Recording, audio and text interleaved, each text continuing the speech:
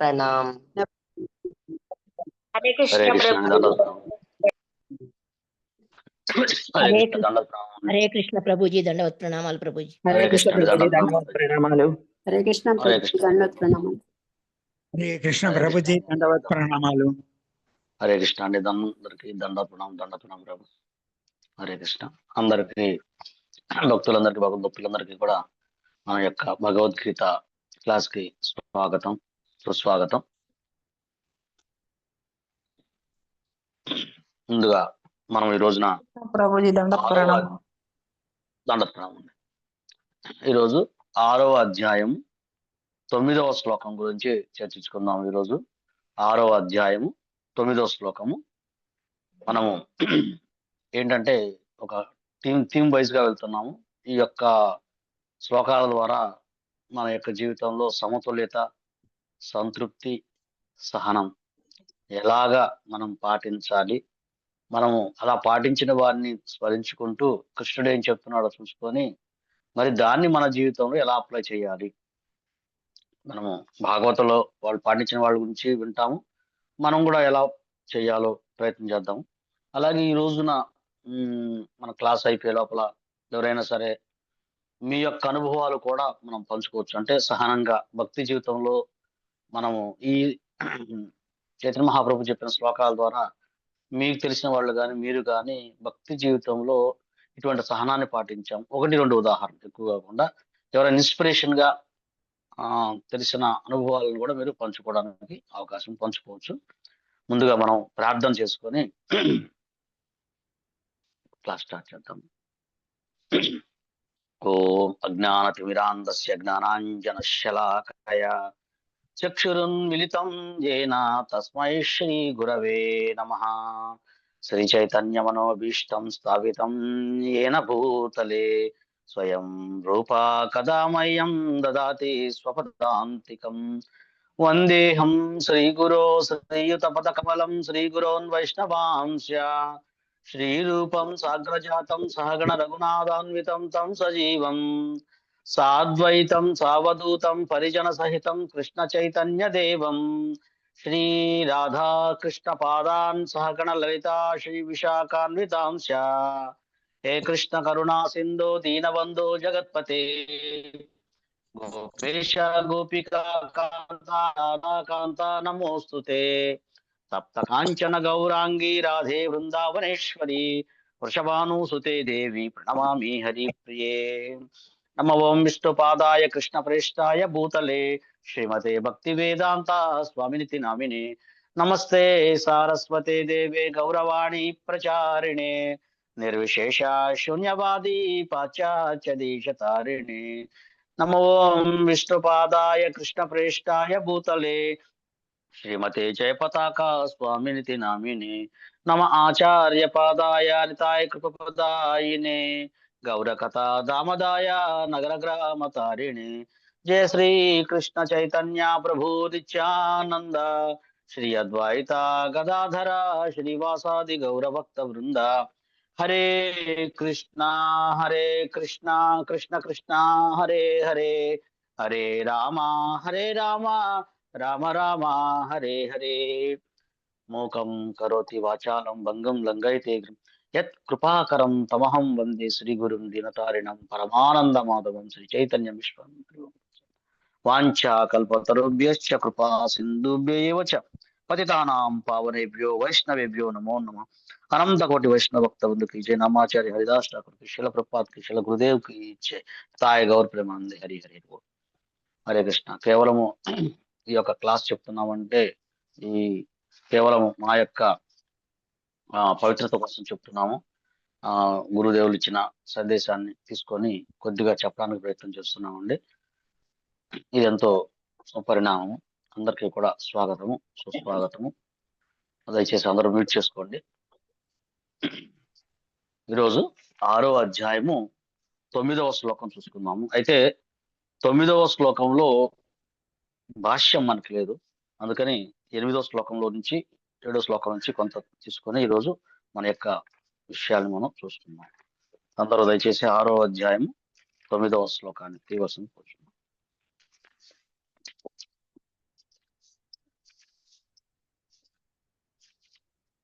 ఇంకా 6.9 సుహృత్ మిత్ర అరి ఉదాసీనా మధ్యస్థ్యూదేష్వ బంధుషు సాధుష్యపి చ పాపేషు సమబుద్ధి విశిష్యతే. సుహృత్ మిత్ర అరి ఉదాసీనా మధ్యస్థ్యాదేశ్య బంధుషు సాధుష్యపి చ పాపేషు సమబుద్ధి విశిష్యతే. శ్లోకం కోసారండి. సుహృత్ మిత్ర అరి ఉదాసీనా మధ్యస్థ్యాదిశ్య బంధుషు సాధుష్యపి చ పాపేషు సమబుద్ధి విశిష్యతే. ఈ యొక్క పదవిచ్ఛేదం చూసుకొని ఈ శ్లోకం ఏం చెప్తున్నారు, అయితే ఈ యొక్క శ్లోకము ఏ సందర్భంలో చెప్పారు కూడా ఒక్కసారి ఈ యొక్క అధ్యాయంలో మనం చూసుకుందాము. సుహృత్ స్వభావరీత్యా అంటే శ్రేయాభిలాషులు, మిత్ర అనురాగము కలిగిన మిత్రులు, అరి శత్రువులు, ఉదాసీన కలహించే వారి మధ్య తటస్థులు, మధ్యస్థ కలహించే వారి నడుమ మధ్యవర్తులు, ద్వేషించేవారు, బంధుషు బంధువులు లేదా శ్రేయోభిలాషులు, సాధువు పుణ్యాత్ముల పట్ల, అపి కూడా, చ మరియు, పాపేషు పాపుల ఎడ, సమబుద్ధి కలిగిన వాడు, విశిష్యతే మరింత పురోగమించిన వాడు. ఈ శ్లోకంలో ఏం చెప్తున్నారంటే కృష్ణుడు నీతిమంతులైన శ్రేయోభిలాషులను, అనురాగము కలిగిన మిత్రులను, తటస్థులను, మధ్యవర్తులను, ద్వేషించే వారిని, బంధువులను, శత్రువులను, పుణ్యులను, పాపులను సమాన బుద్ధితో ఆదరించే వ్యక్తి మరింత పురోగమించిన వానిగా పరిగణించబడతాడు. ఒక్కసారి ట్రాన్స్లేట్ అవుతుంది. నీతిమంతులైన శ్రేయోభిలాషులను, అనురాగం కలిగిన మిత్రులను, తటస్థులను, మధ్యవర్తులను, ద్వేషించే వారిని, బంధువులను, శత్రువులను, పుణ్యులను, పాపులను సమాన బుద్ధితో ఆదరించే వ్యక్తి మరింత పురోగమించిన వానిగా పరిగణించబడతారు. ఓం అజ్ఞానతిమిరాంధస్య జ్ఞానాంజనశలాకయ చక్షురున్మిళితం యేన తస్మై శ్రీ గురవే నమః. నమో విష్ణుపాదాయ కృష్ణప్రేష్ఠాయ భూతలే శ్రీమతే భక్తివేదాంత స్వామితి నామినే. నమస్తే సారస్వతి దేవి గౌరవాణి ప్రచారిణే నిర్విశేష శూన్యవాది పాశ్చాత్య దేశతారిణి. హరే కృష్ణ అండి. ఈ 6వ అధ్యాయం చూసుకున్నట్టయితే మనము అష్టాంగ యోగం గురించి మనకి చెప్తున్నారు అన్నమాట. యాక్చువల్గా 5వ అధ్యాయం 27-28 శ్లోకంలో మనకి అష్టాంగ యోగం గురించి జస్ట్ ఇంట్రడక్షన్ ఇచ్చాడు స్వామి శ్రీకృష్ణ భగవానుడు. దాన్ని ఎలాబరేషన్ గా ఈ యొక్క 6వ అధ్యాయం మొత్తం కూడా చెప్తున్నారు అన్నమాట. అయితే శీల ప్రభుపాదుల వారు ఈ యొక్క అష్టాంగ యోగాన్ని కూడా భక్తితోటి ఆయన ఎలా చేయాలి అని చెప్పేసి మనకి ఆ కృష్ణుడు చెప్పిన దాన్ని ఇప్పుడున్న ప్రస్తుత పరిస్థితుల్లో మనం ఎలాగ జీవించాలి, ఎలా చేయాలని చెప్తున్నారు. అయితే ఈ 6వ అధ్యాయంలో మనం చూసుకుంటే 1 నుంచి 9 శ్లోకాల దాకా ఒక సిస్టమేటిక్ గా వస్తుంది మనకి. అంటే ఏంటంటే యోగారుక్షు నుంచి యోగారూఢు దాకా ఆ యోగి ఎవరైతే ఉన్నారో అతని యొక్క స్థితిగతులు, అంటే సాధన నుంచి ఉన్నత స్థితి వరకు వెళ్ళడానికి కావలసిన పరిస్థితి, అతను ఏ విధంగా సాధన చెయ్యాలి, అతను ఎలా ఉంటాడనే విషయం చూస్తూ యోగారుక్ష నుంచి యోగారూఢు దాకా మనకి చెప్తున్నారు అన్నమాట. ఈ యొక్క 1 నుంచి 9 శ్లోకాల వరకు జరుగుతుందంతా కూడా అదేనే. 1వ శ్లోకంలో ఏంటంటే కృష్ణుడు నిష్కామ కర్మని, భక్తియుత సేవని ఆచరణ యోగ్యం కాబట్టి స్థుతిస్తున్నాడు అని చెప్తున్నాడు. 3 నుంచి 4 శ్లోకాలు ఏంటంటే అష్టాంగ యోగ మార్గంలో పురోగతి పొందిన యోగి నిర్దేశించిన విధులు చేయాల్సిన అవసరం లేదు, అంటే పురోగమించిన తర్వాత ఇంకా ఆయన చేయవలసిన కార్యక్రమం ఏమీ ఉండదని చెప్పేసి అయితే పురోగమించిన తర్వాత మరి 5-6 శ్లోకాలు ఏం చెబుతారంటే అష్టాంగ యోగము గనక మనము మెయిన్ మనకున్న అడ్డంకి ఏంటంటే మన భక్తులకు కానీ ఎవరికైనా సరే మెయిన్ అడ్డంకి మనస్సు, ప్రధానమైన అడ్డంకి మనస్సే. మరి దాన్ని ఎలా జయించి మనం మిత్రుడిగా చూసుకోవాలి అని చెప్పేసి మనకి 5 నుంచి 6 శ్లోకాలు చెప్తున్నారు. మరి 7 నుంచి 9 శ్లోకాల్లో గనక మొట్టమొదటి యోగారుక్షు గురించి చెప్పారు. యోగారూఢ అంటే యోగారుక్షు అంటే స్టార్టింగ్ స్టేజ్ లో ఉన్న వ్యక్తి, యోగారూఢ అంటే ఉన్నత స్థితిలో అంటే బాగా పురోగతి చెందిన వ్యక్తి యొక్క ఆ యొక్క లక్షణాలు ఎలా ఉంటాయి అని చెప్తూ మనకి 7 నుంచి 9 శ్లోకాలు చూసుకున్నారు. ఇప్పుడు 9వ శ్లోకంలో మనం చూసుకున్నాము. ఇన్ని లక్షణాలు ఉంటాయి అని చెప్పేసి. అయితే దీనికి భాష్యం మనకు పెద్దగా ఏం ఇవ్వలేదు భాష్యం. అందుకని ఒకసారి 8, 9 శ్లోకాలు ఒక్కసారి చదువుకొని ఆ తర్వాత మనం దీంట్లో ఈ శ్లోకాల ద్వారా మన సమత్వము, సహనము, సమతుల్యత ఎలా పాటించాలి అని కృష్ణుడు చెప్తున్నాడు అని చెప్పి చూద్దాము. ఎవరైనా చెప్తారా? 7వ శ్లోకం చదువుతారా ఎవరైనా? హ్యాండ్ రైజ్ చేయండి దయచేసి, చదువుతా అనుకున్నాడు. నా మాట అర్థమవుతుందండి? చదువుతాను మా ప్రభుజీ. హరే కృష్ణ. 7వ శ్లోకం పేరు చదవమంటారా? మీరు జీ పేరు చెప్పండి లక్ష్మి. మాట, ఎందుకంటే జీ లక్ష్మి. జీ లక్ష్మి. తర్వాత చదివే వాళ్ళు 8వ శ్లోకం రెడీ అయ్యండి. ముందు 7వ శ్లోకం చదవండి మాతాజీ. జీలక్ష్మి మాతాజీ గారు. హరే కృష్ణ ప్రభుజీ, దండవత్ ప్రణామాలండి. కన్నడ. జితాత్మనః ప్రశాంతస్య పరమాత్మా సమాహితః శీతోష్ణ సుఖ దుఃఖేషు తథా మానవమానయోః. మనస్సును జయించిన వాడు శాంతిని పొందిన కారణంగా పరమాత్మని అదివరకే సమీపించి ఉంటాడు. అటువంటి వ్యక్తికి సుఖదుఖాలు, వేడి, చలి, మానవమానాలు అన్ని సమానమై ఉంటాయి. భాష్యం చదవమంటారా ప్రభుజీ? చదవమంటారా? ఓకే ప్రభు. హరే కృష్ణ. భాష్యం. ఎల్లరి హృదయాల్లో పరమాత్మనిగా కూర్చున్నట్టి భగవంతుని ఆదేశాన్ని పాటించడానికే నిజానికి ప్రతి జీవుడు ఉద్దేశించబడి ఉన్నాడు. మనస్సు బాహ్య మాయాశక్తిచే దారి తప్పినప్పుడు మనిషి భౌతిక కలాపాలలో చిక్కుపడతాడు. అందుకే ఏదో ఒక యోగ పద్ధతి ద్వారా మనస్సు వశము కాగానే మనిషిని గమ్యము చేరిన వానిగా భావించాలి. మనిషి ఉన్నతమైన ఆజ్ఞకు కట్టుబడి ఉండాలి. మనస్సు ఉన్నత ప్రకృతిలో నెలకొన్నప్పుడు మనిషికి భగవదాజ్ఞను పాటించడము తప్ప గత్యంతరము ఉండదు. మనస్సు ఏదో ఒక ఉన్నతాజ్ఞను అంగీకరించి దానిని పాటించాలి. మనోనిగ్రహ ప్రభావం ఏమిటంటే మనిషి అప్రయత్నంగానే పరమాత్మని ఆదేశాలను పాటిస్తాడు. కృష్ణ భక్తి భావనలో ఉన్నవానిచే ఈ దివ్యస్థితి తక్షణమే పొందబడిన కారణంగా భగవద్భక్తుడు సుఖదుఖాలు, శీతోష్ణాలు వంటి ద్వంద్వాలచే ప్రభావితుడు కాడు. ఈ స్థితే ఆచరణీయమైన సమాధి, అంటే భగవంతునిలో లగ్నం చెందడం అవుతుంది. హరే కృష్ణ. Thank you Prabhuji, దండవత్ ప్రణామాలండి.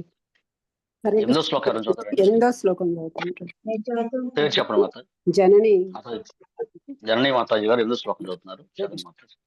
జ్ఞాన విజ్ఞాన తృప్తాత్మ కూటస్థో విజితేంద్రియ యుక్త ఇత్యుచ్యతే యోగి సమలోష్ట్రస్మకాంచనః. భావము.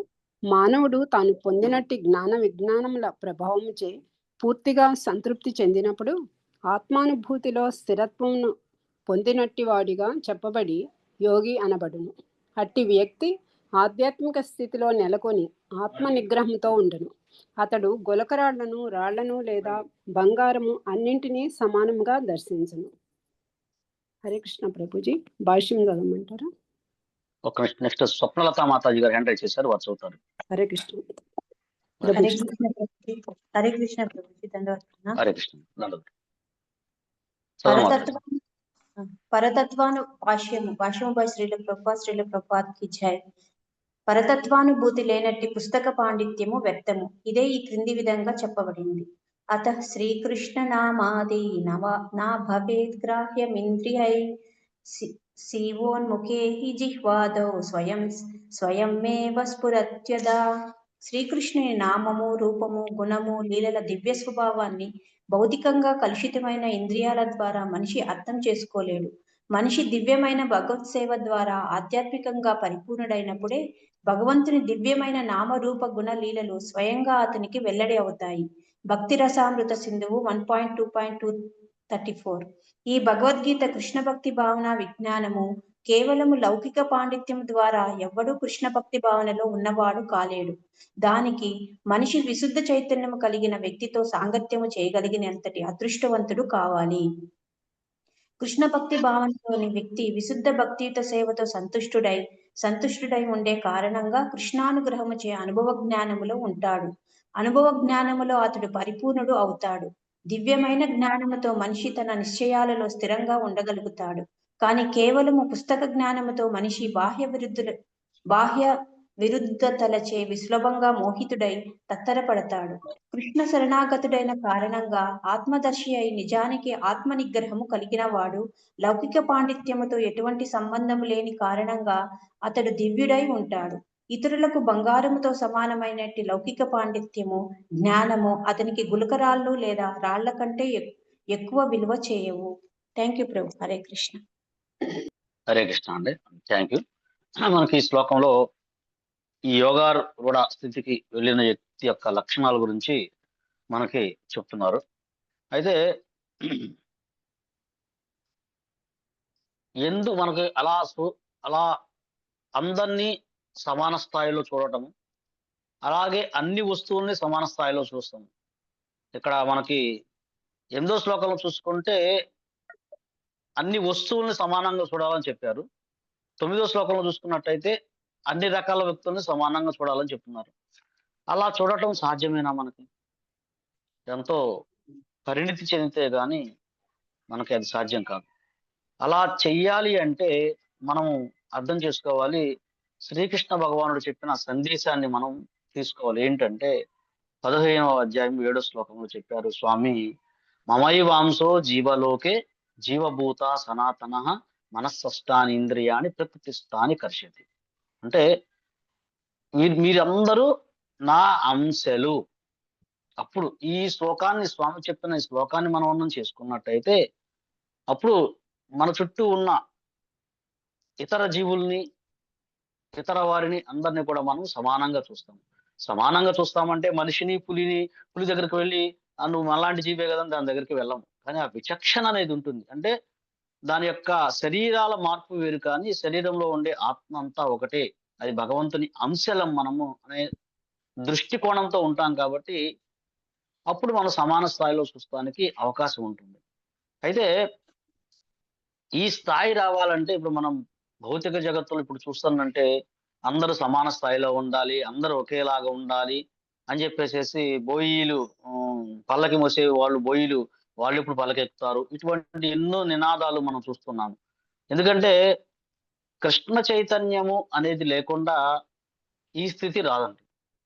శిల ప్రభుపాదుల వారు మనకి ఈ ఇచ్చిన దివ్య విధానం ద్వారా చూడండి, మనము ఒకే సమాన స్థాయి అంటే ఎలా చూడొచ్చు అంటే, ఇప్పుడు మనం డైరెక్ట్ గా లైవ్ లో చూడటానికి అవకాశం ఉంది.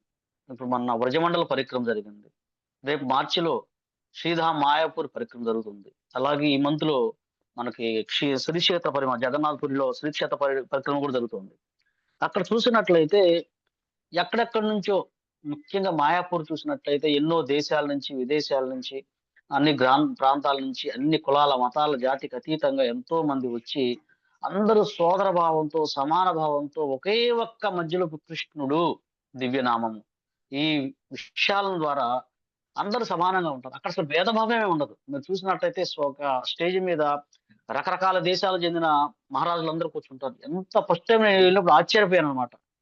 అటు తెల్లవాళ్ళు మరి ఐక్యరాజ్య సమితి ఎంతో ప్రయత్నం చేస్తోంది 70 సంవత్సరాలుగా, కాట్ల కుక్కలా పోట్లాడుకుంటున్నారు. కానీ మధ్యలో కృష్ణుడు లేకుండా సాధ్యం కాదు. కృష్ణుడు నామము గురువు లేకపోతే అది సాధ్యమే కాదు. అందుకని కృష్ణ చైతన్య విధానము చాలా సర్వోన్నతమైనది. ఆ విధంగా ఉంటేనే మనము ఈ అందరినీ సమాన స్థాయిలో చూడగలము అనేది మనకి ఈ శ్లోకం ద్వారా ముఖ్యంగా అవుతుంది. అందుకని అలా చూడగలగాలి అంటే మనకి 8వ శ్లోకంలో ఒక ముఖ్యమైన భక్తి సాంప్రదాయం నుంచి చూపించారన్నమాట. అత శ్రీకృష్ణ నామాది నభవేత్ గ్రాహ్యమింద్రియై సేవోన్ముఖో హి జిహ్వాద స్వయం ఏవ స్పృత్యత. నామము, రూపము, గుణము, లీల దివ్య స్వభావాన్ని భౌతికమైన కలుషితమైన ఇంద్రియాల ద్వారా మనిషి అర్థం చేసుకోలేడు. మనిషి దివ్యమైన భగవత్ సేవ ద్వారా ఆధ్యాత్మికంగా పరిపూర్ణుడైనప్పుడే భగవంతుని దివ్యమైన నామరూప గొడవలను స్వయంగా వెల్లడవుతాయి. అప్పుడు ఈ యొక్క సేవ ద్వారా అతనికి అనుభూతమైనప్పుడు ప్రతి ఒక్క వ్యక్తిని అతను సమానంగా చూడగలడు, ప్రతి వస్తువుని సమానంగా చూడగలడు అని చెప్పేసి మనకి చెప్తున్నారు అన్నమాట.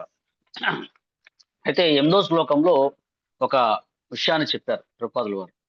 కేవలము పుస్తక పాండిత్యము ఉంటే సరిపోదు.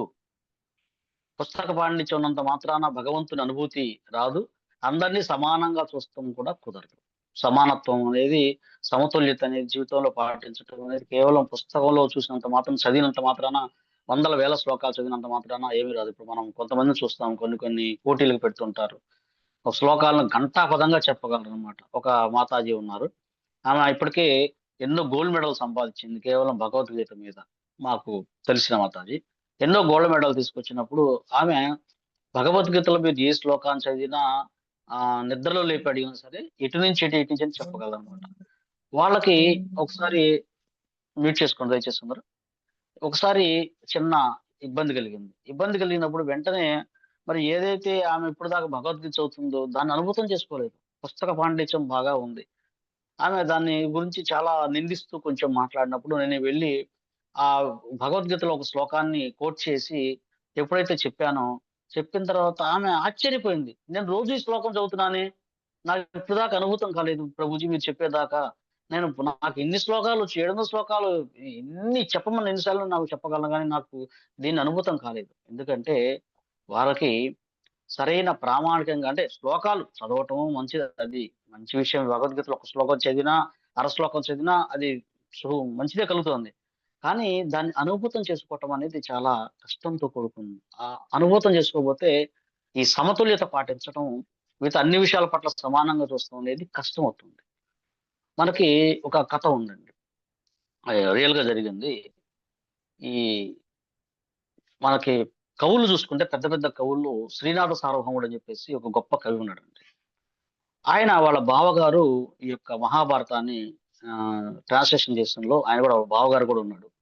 అయితే వాళ్ళ బావగారు ఆయన రాస్తున్నాడు భాగవతాన్ని రాస్తూ ఒక సందర్భం వచ్చినప్పుడు ఏమన్నాడంటే ఆ మనకు భాగవతంలో 8వ అధ్యాయంలో వస్తుంది గజేంద్ర మోక్షం గురించి చెప్తూ, గజేంద్రుడు ఎప్పుడైతే ఆయన తమ యొక్క అన్ని రకాలైన ఏర్పాట్లు అందరి వైపు నుంచి ఎవరు రక్షిస్తారని చూసి ఎవరు రక్షించకపోతే ఒక్క కమలం పువ్వు తీసుకొని ఆ యొక్క భగవంతునికి అర్పించాడు. ఆ కమలం పువ్వు ఇలా అర్పించి హరే కృష్ణ కృష్ణ కృష్ణ హరే హరే హరే రామ రామ రామ హరే హరే అని చెప్పి తన యొక్క కమలం పువ్వు తీసుకుని తొండంతో ఆ భగవంతునికి అర్పించి రక్షించమని కోరుకోగానే స్వామి ఎంత వేగంగా వచ్చాడంటే తను లక్ష్మీదేవికి చెప్పలేదు, ఆభరణాలు ధరించారో లేదు, కిరీటం ధరించలేదు, తన యొక్క పైన ఉన్న ఆ యొక్క ఉత్తరీయం పడిపోతున్నా చూసుకోలేదు, పరిగెత్తుకుంటా వచ్చేసేసి ఆ యొక్క గజేంద్రుణ్ణి ముసలిని సంహరించి గజేంద్రుడిని అక్కుని చేర్చుకున్నాడు.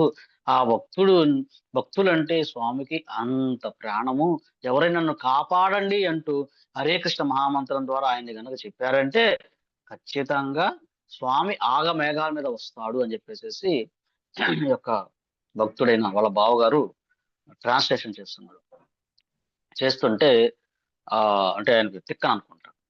అప్పుడు శ్రీనాథ సార్వభౌముడు ఆయన గొప్ప కవి అండి, గొప్ప పాండిత్యం, ఎంతో గొప్ప బిరుదు సంపాదించుకున్న వ్యక్తి. ఆయన బావా నువ్వు చాలా రాంగ్ చెప్తున్నావు, ఆయన ఎక్కడో ఉండడం ఏంది, భక్తులు ఏదో కేక వేస్తే ఆయన రావటం ఏంది, ఎలా సాధ్యమైద్ది, అంత తొందరగా ఆయన ఎక్కడో గోలోకంలో ఉంటాడు ఈయన ఉంటాడు ఎట్లా సాధ్యమైద్ది, అబ్బాయి అట్లా రాడు, స్వామి రావడానికి అవకాశం లేదు, నీకు అర్థం కావట్లేదు, ఎంత దూరంలో ఉంది, ఆయనకి ఏడైనా పడుతుంది మనం మాట్లాడిన ఎక్కడైనా పడుతుంది అని చెప్పేసి మరి ఆయన ఎంతో గొప్ప పండితుడు అయినప్పటికీ దాన్ని అనుభూతం చేసుకోలేదు. విషయాన్ని భగవంతుడు స్పందిస్తాడు. ఏ యదా మాం ప్రపద్యంతే తాం సదవి భజామ్యహం అనన్యా చింతయంతో మాం ఏ జనా పర్యుపాసతే తేషాం నిత్యాభియుక్తానాం యోగక్షేమం మహామ్యహం సర్వధర్మాన్ పరిత్యజ్య మామేకం శరణం వ్రజ అహం త్వాం సర్వపాపేభ్యో మోక్షయిష్యామశ్చ. ఇట్లా ఎన్నో శ్లోకాల్లో స్వామి నమే భక్త ప్రణశ్యతి అని అర్జున్ ద్వారా చెప్పించాడు, ఆయన చెప్పాడు. అది అనుభూతం చేసుకోలేదు ఆ యొక్క కవి. అప్పుడు ఈయన బాధపడ్డాడు, అరే మా బావ ఇంత చదువుకున్నాడు కానీ అనుభూతం చేసుకోలేదని చెప్పేసి అతనికి అనుభవంలోకి తేవాలి అని చెప్పేసి ఏం చేశారంటే వారి పిల్లవాడిని బావాన్ని ఎత్తుకుంటాను పిల్లవాడిని చెప్పేసి పసిపిల్లవాడు, ఒక 4-5 సంవత్సరాల పిల్లవాడు, మరి నడిచే పిల్లవాడు కాదు. ఆ పిల్లవాడిని ఎత్తుకొని ఒక బావి దగ్గర కూర్చోబెట్టి నేను ఆడిస్తానని చెప్పేసి ఆయన అక్కడ ఉన్న కొద్ది దూరంలో ఉన్నాడు. సడన్ గా ఆ బావిలో నుంచి పెద్ద సౌండ్ వచ్చింది. వెంటనే బావా కేకేశాడు, పిల్లవాడు పడిపోయాడు బావా అని చెప్పేసి. పడిపోగానే ఆ శ్రీనాథుడు పరిగెత్తుకుంటూ వచ్చి వెంటనే దూకేస్తున్నాడంట బావిలోకి. దూకేస్తుంటే గట్టి పట్టుకున్నాడు. పట్టుకొని ఏం చేస్తున్నావు అంటే నేను బావిలో తూకాలి, ముందు వదులు నన్ను, నా బిడ్డ బావిలో పడిపోయాడు, నేను కాపాడాలంటే మరి నీకు ఈత వచ్చా అన్నాడంట. నాకు ఈత రాదు, ముందు నా వదిలేసేసి, నేను అట్ట కొట్టదు, నేను నా ప్రాణం పోయినా సరే నా బిడ్డ నేను రక్షించుకోవాలి నువ్వు అని చెప్పేసి, మరి అట్ట కాదు బావా, బావిలో పిల్లవాడు పడిపోయాడు, మనం ఏం చేయాలంటే ఫస్ట్ ఒక నిచ్చెనేసుకోవాలి, తర్వాత తాడు కట్టుకోవాలి, జాగ్రత్త దిగాలి, ఇవన్నీ ఏర్పాట్లు చేసుకోకుండా ఎలా చూసుకోవాలంటే, ఇవన్నీ ఆలోచించే లోపల నా బిడ్డ ప్రాణం పోతుంది, నేను నా బిడ్డను ఎట్లా కొట్లా కాపాడని చెప్పి ఆతృతతోటి ఆయన చాలా వేగంగా దూకాలని చూస్తున్నాడు దాంట్లో బావిలోకి. అప్పుడు ఒక నిమిషం తన యొక్క ఆందోళన, చాలా ఆందోళనగా ఉన్నాడు వాడు. అది చూసిన తర్వాత ఆయన ఆపాడంట. ఆపి ఇదిగో నీ బిడ్డ ఇక్కడే ఉన్నాడు, ఎక్కడికి పడిపోలేదు అని చెప్పినప్పుడు ఆయన ఒక్క నిమిషం తర్వాత కూలయ్యాడు. కూలయ్యి, ఎందుకు బావ ఇలా చేశావు, నేను అంత ఆందోళన పడ్డా తెలుసు నా బిడ్డగా ఏంటంటే, అప్పుడు ఆయన చెప్పాడు, బావా నీ బిడ్డ బావిలో పడిపోయాడని తెలిసిన తర్వాత నీకు ఈత వచ్చో రాదో తెలియట్లేదు. మరి ఎన్ని ఏం చెయ్యాలో ఇందాక నువ్వు చెప్పావు, ఒక విషయం చెప్పావు, అవన్నీ చూసుకోకుండా ఎలాగోలా కాపాడాలని చెప్పేసి నువ్వు ప్రయత్నం చేస్తున్నావే, మరి నీకు నీ బిడ్డ మీద ఇంత ప్రేమ ఉంటే సర్వజీవుల్ని కాపాడి సర్వజీవులను రక్షించి ఆయన వాగ్దానం చేసిన శ్రీకృష్ణ భగవానుడికి ఎంత ప్రేమ ఉంటుంది మన అందరి మీద. ఆయన రాడా బావా, నువ్వు వచ్చినప్పుడు నువ్వు ఒక భౌతికంగా నువ్వే నీకే శక్తి లేకుండా దుఃఖాలను చూస్తున్నప్పుడే ఆయన షడ్గుణ ఐశ్వర్య సంపన్నుడు, ఆయన రాడా బావా, ఆ మాత్రం అర్థం చేసుకోలేదా అంటే ఆయనకు అనుభూతం. ఓ నిజమే కదా, నాకే నా బిడ్డ మీద ప్రేమ ఉంటే మరి ఇంత మొత్తాన్ని పోషించే ఆయన షడైశ్వర్య సంపన్నుడు, మరి మనం చూసాం చిటికనీల మీద గోవర్ధన పర్వతాన్ని ఎత్తాడు కదా, అంత శక్తివంతుడు ఆయన రాలేడా, గోలోకం నుంచి క్షణంలో రాగలడు అనమాట. అందుకని మనకి ఈ పుస్తక పాండిత్యమే కాకుండా భగవత్ అనుభూతి రావాలంటే మనం సేవ చేయాలి. కేవలం ఒక గురువు సాంగత్యంలో వారి చెప్పిన విధానంగా మనం సేవ చేసుకుంటూ నిత్యం భాగవత సేవ చేసుకుంటే కానీ మనకి ఈ యొక్క ఈ స్థితి రాదు, సమాన స్థితి రాదు అని చెప్పేసి, ఏదైతే శ్రేయోభిలాషుల్ని, అనురాగం కలిగిన మిత్రులని, తటస్థుల్ని, మధ్యవర్తుల్ని, ద్వేషించే వారిని, బంధువుల్ని, శత్రువుల్ని, పుణ్యుల్ని, పాపుల్ని సమాన బుద్ధితో ఆదరించిన వాడు పురోగమనం. అంటే ఆ స్థాయి రావాలంటే మనం కృష్ణ చైతన్యంలో ఉండాలి. అలా ఉంటేనే మనకు సాధ్యం అవుతుంది. అయితే ఈ సమతుల్యత గురించి మనం చూసుకున్నట్టయితే భగవద్గీతలో మనకి ఈ అధ్యాయం 1 నుంచి 6 అధ్యాయాలు కూడా జ్ఞానయోగం గురించి అయ్యాయి. దీని గురించి జ్ఞానయోగం గురించి కూడా చెప్తున్నప్పటికి కూడాను శీల ప్రభుపాదులు వారు ఏం చేశారంటే, ఈ సమత్వ స్థితి సాధించడానికి ఏకైక మార్గం భక్తి యోగమే. కేవలం భక్తి ద్వారానే మనం ఈ సమతా స్థితిని తీసుకొని రాగలము అని చెప్తున్నాడు. ఎందుకంటే భగవంతునితో మనకున్న సంబంధాన్ని మనం చూసుకుంటేనే మనకి అందరితో నిజమైన సంబంధం. ఇందాక మనం చూసుకున్నాం 15.7 శ్లోకం ద్వారా. అట్లాగే పుస్తక పాండిత్యం ఉంటే సరిపోదు, ఈ సమన్వయమైన స్థితి, సమాధా స్థితి కావాలంటే మనం భక్తి యోగం ద్వారానే సాధ్యమవుతుందని చెప్పి అనమాట. అందువల్ల ఒక వ్యక్తి ఒక పాపి అయినా సరే అతను కృష్ణ చైతన్యంలోకి వచ్చినట్లయితే అతను ఈ సమతా స్థితిలోకి వస్తాడనమాట. అలాగే అతను శత్రువు అయినా సరే అతని పట్ల ద్వేషాన్ని వదిలేసేసి మనం కృష్ణ చైతన్యంలోకి రావడానికి మనం ఆహ్వానించాలి. అందుకే మనం చూసాము దామోదర మాసం జరిగింది. ప్రతి ఒక్కళ్ళు భగవంతుడి పట్ల అసూయ కలిగిన వాళ్ళని అందరిని మనం ఆహ్వానించి ఏదో విధంగా స్వామికి కనీసం ఒక దీపం వెలిగించండి, అది మీకు ఎంతో గొప్ప సుకృతి కలుగుతుందని చెప్పేసి మనం రకరకాలుగా ఇన్వైట్ చేసి వాళ్ళ చేత ఒక దీపం వెలిగించడానికి మనం ప్రయత్నం చేస్తాం అన్నమాట.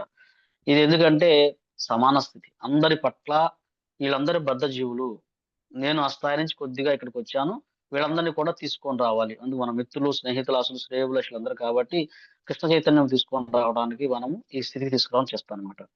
అందువల్ల ఇక్కడ ఇంకొకటి, మరి సమతుల్యత పాటించాలంటే మనకి స్వామి 2.14 శ్లోకంలో కూడా చెప్పాడు. శీతోష్ణ స్థితి ఎలా ఉండాలి, మాత్రా స్పర్శాస్తు కౌంతేయ శీతోష్ణ సుఖ దుఃఖద ఆగమాపాయినో నిత్య తాం తితిక్షస్య భారత.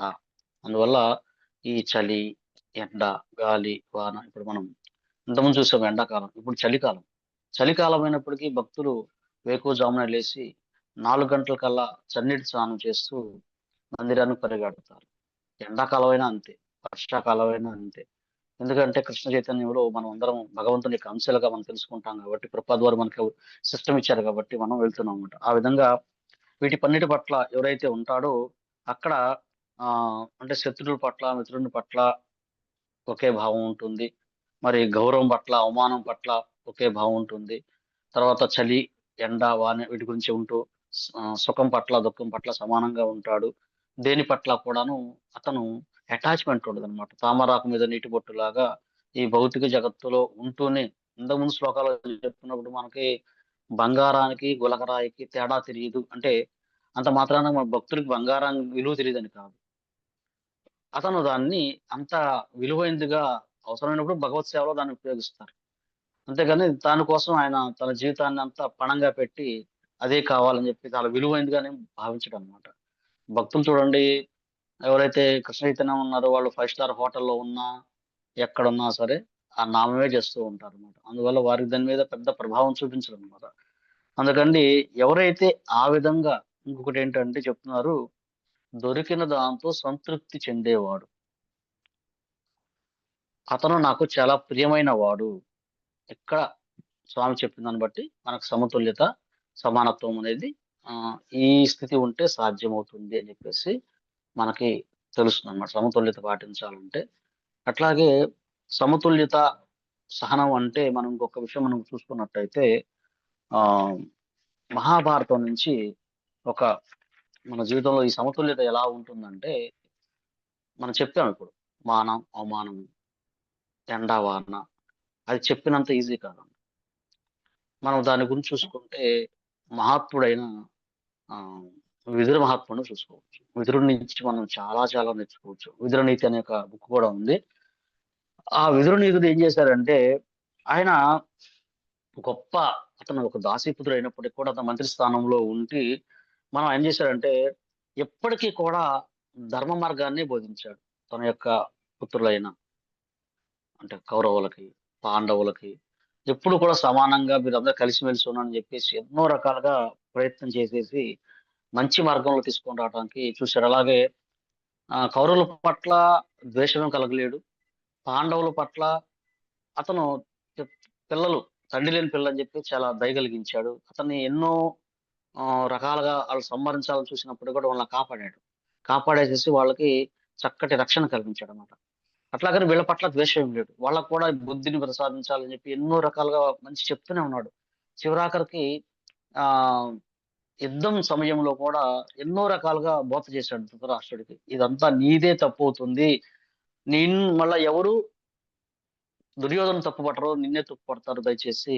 దయచేసి యుద్ధాన్ని ఆపు. నీ చేతిలో ఉంటాము. నీ చేతిలో ఉంది. నువ్వు ఆపగలిగితే ఆపుతావు అని చెప్పేసేసి ఎన్నో రకాలుగా చెప్పినప్పుడు తన తండ్రిని రెచ్చగొడుతున్నాడని చెప్పేసి దుర్యోధనుడు చాలా పరుషమైన వాక్యాలతోటి అతను అందరూ గౌరవిస్తారు విదురుడిని.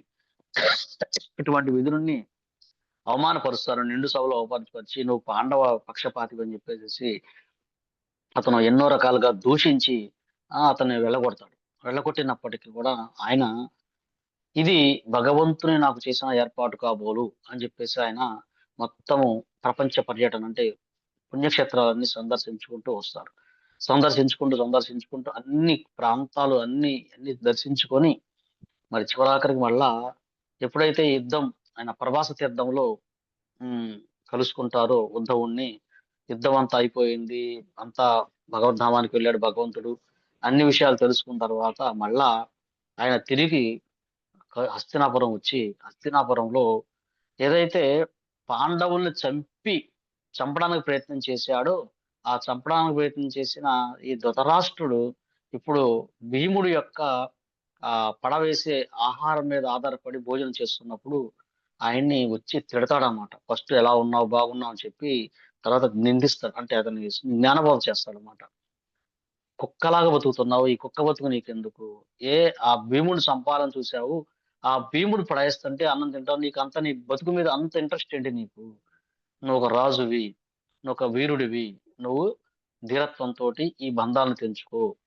అంటే తన పట్ల అవమానం చేసినప్పటికీ కూడాను వారికి మంచినే బోధించాలి.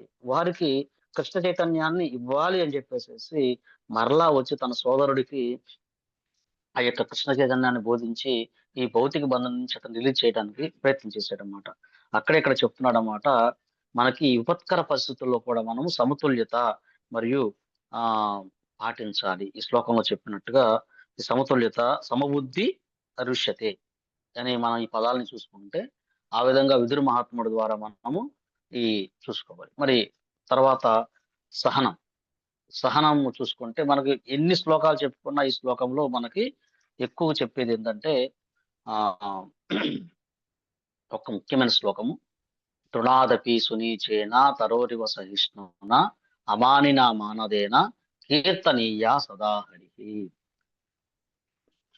మానం జరిగినా అవమానం జరిగినా మనము సమాన స్థాయిలో ఉండాలి. మనం చెప్పుకుంది మరి పాటించిన వాళ్ళు ఎవరైనా ఉన్నారంటే భాగవతం నుంచి ఎన్నో స్టోరీస్ మనకి.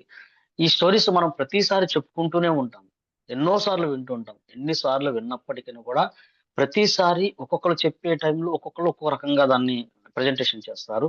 మనం ప్రతిసారి చదువుకున్నా కానీ ఆ భాగవతులను స్మరించుకున్నామంటే ఎన్ని వందల సార్లు స్మరించుకుంటే అన్ని వందల సార్లు మనకి స్మరణ తెచ్చుకొని ఆ విధంగా మనం వారిలాగా అనుకరించకూడదు, అనుసరించడానికి మనకి అవకాశం లభిస్తుంది. అందుకని మనం భాగవతంలో ఎన్నిసార్లు చెప్పుకున్నా మనం దాన్ని ప్రతిసారి వింటూనే ఉండాలన్నమాట. అలా మనం చూసుకుంటే ఈ సహనం పాటించిన వారు అంటే ఇప్పుడు మనం ఏదైతే చెప్పామో ఈ విషయాలని అప్లై చేసిన వాళ్ళు భాగవతంలో ఎవరు ఉన్నారంటే మనకి భక్త అంబరీష్ మహారాజు ఉన్నారు, అలాగే పరీక్షత్ మహారాజు ఉన్నారు. భగవద్భక్తులు అందరూ కూడా. మరి పరీక్షత్ మహారాజు ఆయన గొప్ప చక్రవర్తి, స్వయంగా కృష్ణుడు చేత రక్షించబడిన వాడు, విష్ణురాతుడు. మరి అయినప్పటికీ శృంగి శాపము వచ్చినప్పుడు అతను దానికి పెద్దగా స్పందించకుండా, మరి అతనికి మళ్ళా శాపం ఇచ్చే శక్తి ఈయనకు ఉంది, కానీ శాపం ఇవ్వలేడు. ఓ, నేను తప్పు చేశాను, నాకు సరైన దండన నాకు లభించిందని చెప్పేసి వెంటనే ఆయన ప్రాయపవేశం చేసి ఆ యొక్క గంగా నది తీరానికి వెళ్ళి అక్కడ మునుల సమక్షంలో పరీక్షత్ మహారాజు మిగతా అందరూ వచ్చారు, మిగతా అందరూ ప్రపంచంలో యోగులందరూ చేశారు. మరి ఒక భగవద్భక్తుడు ఎలా భగవద్ధామం వెళ్తాడు 7 రోజుల్లో అని చెప్పేసి అప్పుడు సుఖదేవ గాసం వచ్చినప్పుడు 2 ప్రశ్నలు అడిగాడు. సర్వకాల సర్వావస్థలు ఏం చేయాలి, మరణమాసన్న సమయంలో ఏం చేయాలి. ఆ ద్వారా మనకి భాగవతాన్ని మనం విన్నాము. అందుకని ఆయన ఆ సమర్థ స్థితి మనం అక్కడ చూశాం. అంటే దానికి అవమానం జరిగింది, అవమానం జరిగినా సరే ఆయన దానికి స్పందించకుండా ఖచ్చితంగా పూర్తి కృష్ణ చైతన్యంలో ఉన్నాడు ఇక్కడ ఆయన. అందువల్ల ఏమవుతుంది, సమర్థ స్థితిని ఆయన పాటించాడు. అందువల్ల మనము సుఖదేవ గోస్వామిని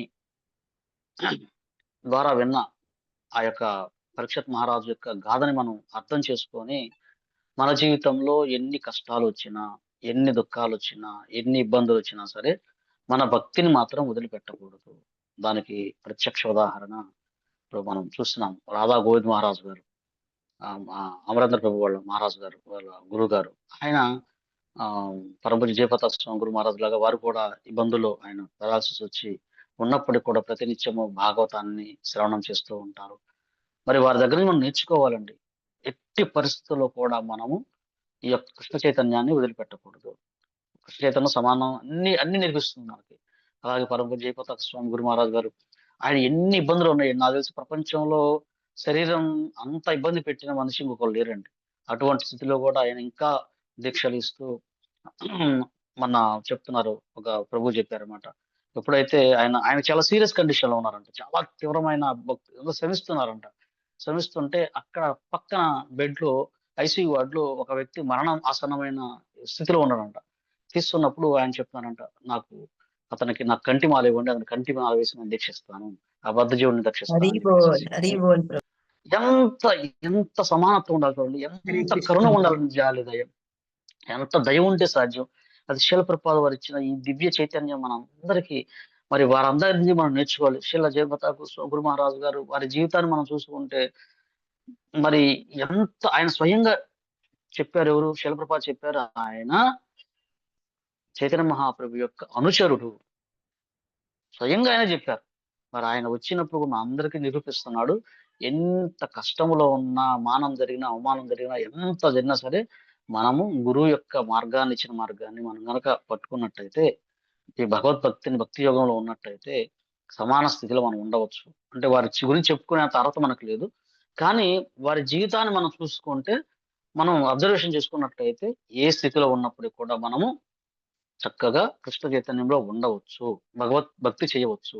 అవమానం ఏం జరిగినా సమతా స్థితి మనం పాటించవచ్చు, సహనం పాటించవచ్చు అని చెప్పేసి చూసుకున్నాం, ప్రత్యక్షంగా చూస్తున్నాం. మరి ఆ భక్తి అంబరీష్ మహారాజు గురు చూసుకున్నట్టయితే ఆయన ఎంతో సహనంగా ఈ యొక్క ఏకాదశి వ్రతం పాటించి ద్వాదశి చేయాలనుకున్నప్పుడు ఆ యొక్క దుర్వాస ముని వచ్చినప్పుడు దుర్వాస ముని కూడా ఆయన నేను స్నానం చేసి వస్తాను అన్నప్పుడు ఈ లోపల టైం అయిపోతుందని చెప్పేసి ఆ గురువులను సంప్రదించి ఒక చుక్క నీరు తీసుకున్నారు. దాన్ని ఆయన అపరాధంగా భావించి తన యొక్క శిరస్సు నుంచి ఒక జటను వదిలి రాక్షసుని సృష్టించినప్పుడు, అయినప్పటికి కూడా ఆయన అంబరీష్ మహారాజుని అంబరీష్ మహారాజు ఆయన పట్ల కోపంగా లేడండి. ఎందుకంటే ఆయన చాలా శక్తివంతుడు. అంబరీష్ మహారాజుకి వెనకాల సుదర్శన చక్రాన్ని ఇచ్చాడు భగవంతుడు. అయినప్పటికి కూడా తన శక్తిని నిరూపించాలనుకోలేదు. ఆయన సమాన స్థితిలోనే సహనంగా ఉన్నాడన్నమాట. ఒకటే చైతన్య మహాప్రభు చెప్పిన తృణాదకి సునీచేన తరోరివ సహిష్ణున అమానిన మానదేన కీర్తనీయ సదాహరి.